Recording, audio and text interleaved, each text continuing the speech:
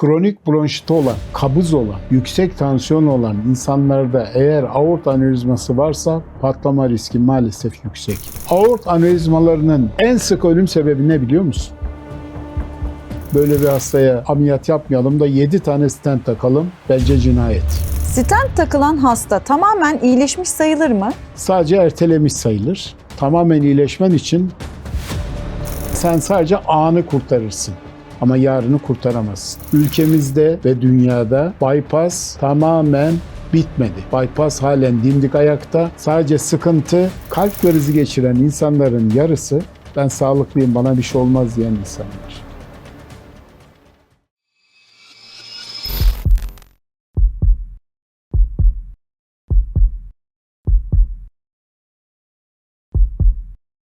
Hocam merhabalar, kanalımıza hoş geldiniz. Merhabalar, hoş bulduk. Bugün başlamadan öncelikle çok kısa bir sizden yorum isteyeceğim, rica edeceğim. Biliyorsunuz usta oyuncu Sinan Benger bir karın ağrısı şikayetiyle hastaneye gidiyor ve aort damarında yırtılma olduğu öğrenilip ameliyata alınıyor. Bununla ilgili sizin görüşlerinizi rica ediyoruz. Şimdi tabii aort damarında anevrizma dediğimiz balonlaşmalarda, genişlemelerdeki en büyük problem aort damarının yırtılması. Genelde aort damar anevrizması en çok yüksek tansiyonu olan insanlarda görülüyor. İşte bunun sebebi ne? Damar sertliği. Damar sertliği yapan her şey aort anevrizmasına sebep oluyor. Ama en büyük sebep yüksek tansiyon. Yüksek basınçla aortun balonlaşıyor, bir gün pat diye patlıyor. Tabii şanslıymış, hızlıca hastaneye ulaşıyor. Hastanede başarılı bir ameliyatla herhalde sonuç iyi olduğunu duydum. Kronik bronşiti olan, kabız olan, yüksek tansiyon olan insanlarda eğer aort anevrizması varsa patlama riski maalesef yüksek. Eğer patlama serbest rüptür yani karın içerisine birden boşalırsa en iyi merkezde bile kurtulma şansı %20, %30. Ama arka tarafa kanadı ve durduysa elektif şartlarda başarılı bir merkezde kurtulma ihtimali genelde çok yüksek. Aort anevrizmalarının en sık ölüm sebebi ne biliyor musun? Kalp krizi. Anevrizma yani aortta balon oluşturana kadar kalp damarında da tıkanıklıklar oluyor. Sen anevrizma diye ameliyat alıyorsun hastaya aşağıda uğraşırken maalesef burada damar tıkanıyor ve kalp krizi geçiriyor insanlar. O yüzden aort anevrizması olan insanlar iyi takip edilmeli. Sigarayı bırakmalı, alkolü bırakmalı, tansiyonu kontrol etmeli, düzenli ultrason tomografi kontrolleri yapmalı. Bir de neymiş? Kalp muayenesi olmalı. Buradan geçmiş olsun dileklerimizi iletelim. Teşekkürler hocam.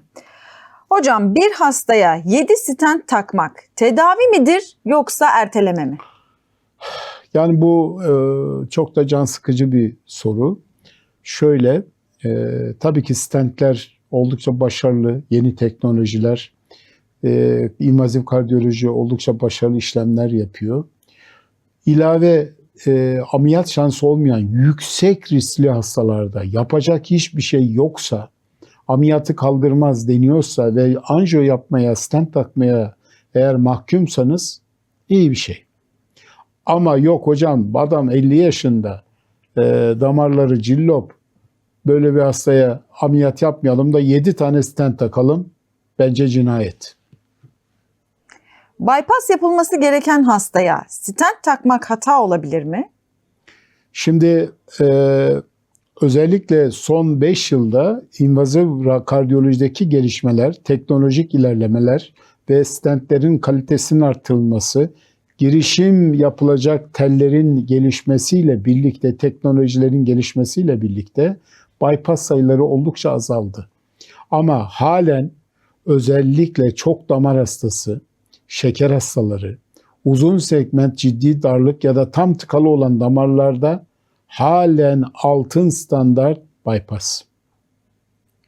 Şah damarı %90 tıkalı hastaya takip demek doğru mu? Şimdi şöyle, bazı otörler asemptomatik, hiç şikayet olmayan insanlar, mesela ben Danimarka'da Kopenhag Üniversitesi'ne bir workshop'a katılmıştım. Danimarka'da bu tür hastalar şikayeti yoksa takip ediyorlar. Ama bilimsel yayınları soruyorsan kesinlikle takip edilmez. Bunlar müdahale edilir. Anjiyoda görülen darlık her zaman suçlu mu? Anjiyoda görülen darlık bazen yanıltabilir. Özellikle tecrübeli bir kardiyolog mesela %40-50 darlık görür, önemsiz der. Ama tecrübeli bir kardiyolog o darlık olan yere ultrasonla girer, EVUS derler onun içine. Oradaki darlık kan akımını ne kadar etkiliyor onu görür.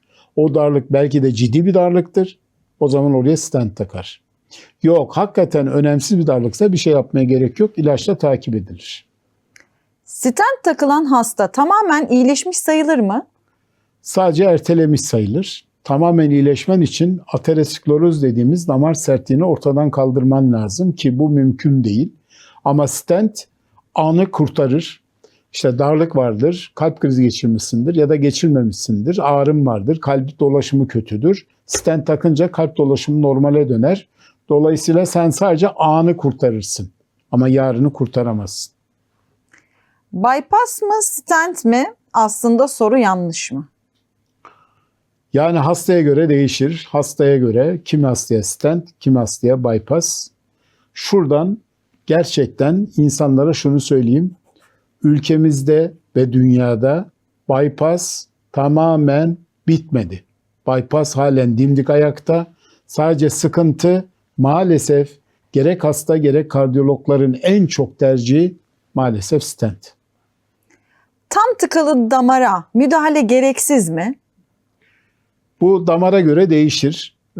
Toplar damarsa ve uygunsa müdahale etmelisin. Atar damarsa, hastanın çok şikayeti varsa etmelisin. Şah damarıysa, özellikle subakut dönemdeyse etmelisin.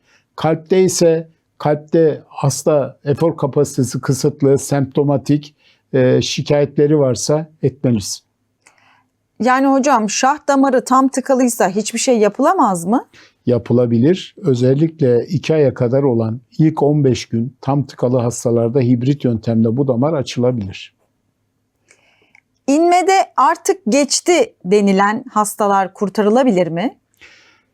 Şöyle, biz ilk 4 saat hatta 6 saat altın standart, altın saatler. Bu saatleri geçen şah damarı %100 tıkalı hastalarda ilk 15 güne kadar %100 tıkalı damarlar açılır ve beyinde penumbra dediğimiz canlı doku varsa bu hastalar geriye dönebilir. Bazısı kısmen fayda görür, bazısı tam fayda görür, bazısı az fayda görür ama görür. Ameliyat riski korkusu hastayı daha büyük riske sokar mı? Tabii ki sokar. Ya ben ameliyattan çok korkuyorum. Ne yapalım? Sana stent takalım. Kaç tane? 7 tane, 8 tane stent taktın. Sonra ne oldu? Fatih Yürek gibi bir gün kan sulandırınca almazsın ve seni kaybederiz. İlaçla idare edelim her zaman doğru mu? Ya bu da hastaya göre, yaşına göre, işte risk faktörlerine göre değişir. Yok, çok yüksek risk varsa tabii ki ilaçla idare edelim. Ama yok hocam hiçbir risk faktörü yok ama ameliyat olmasa riski varsa ameliyat edelim ya da stent takalım.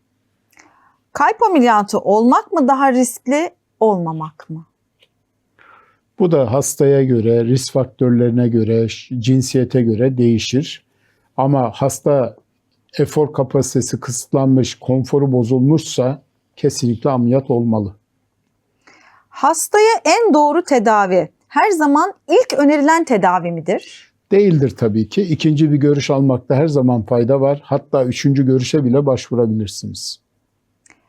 Tıp bazen fazla müdahale yapıyor olabilir mi?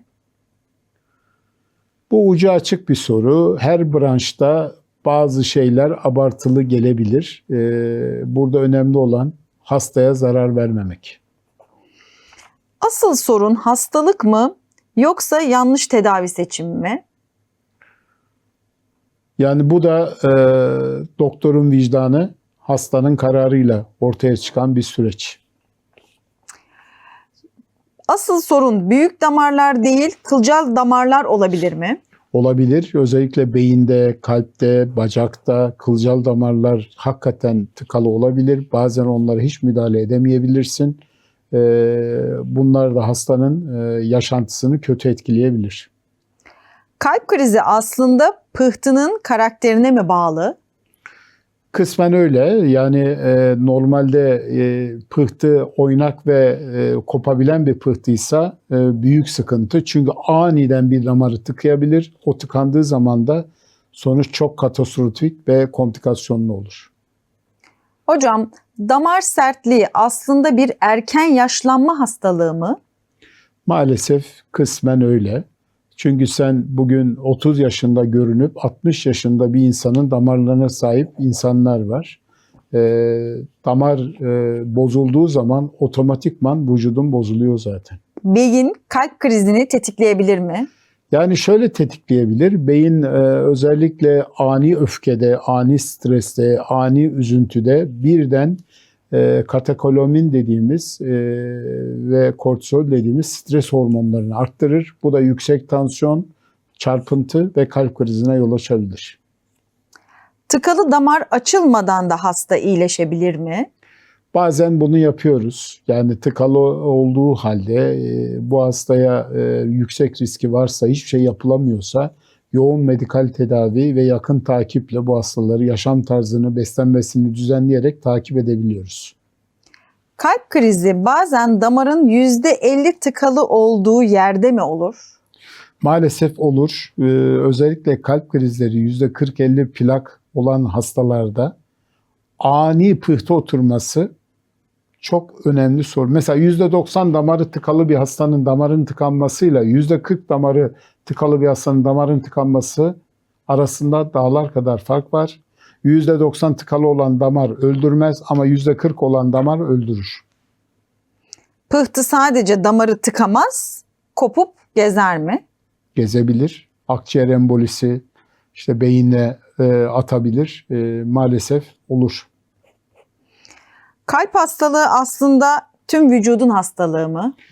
Kalp bütün vücudu direkt etkiliyor. Aynı arabanın motoru gibi düşün. Motor olmadan araba istediği kadar lastikleri güzel olsun, istediği kadar koltuğu rahat olsun, yürümez, gitmez, işe yaramaz. Kalp olmadan vücut bir işe yaramaz.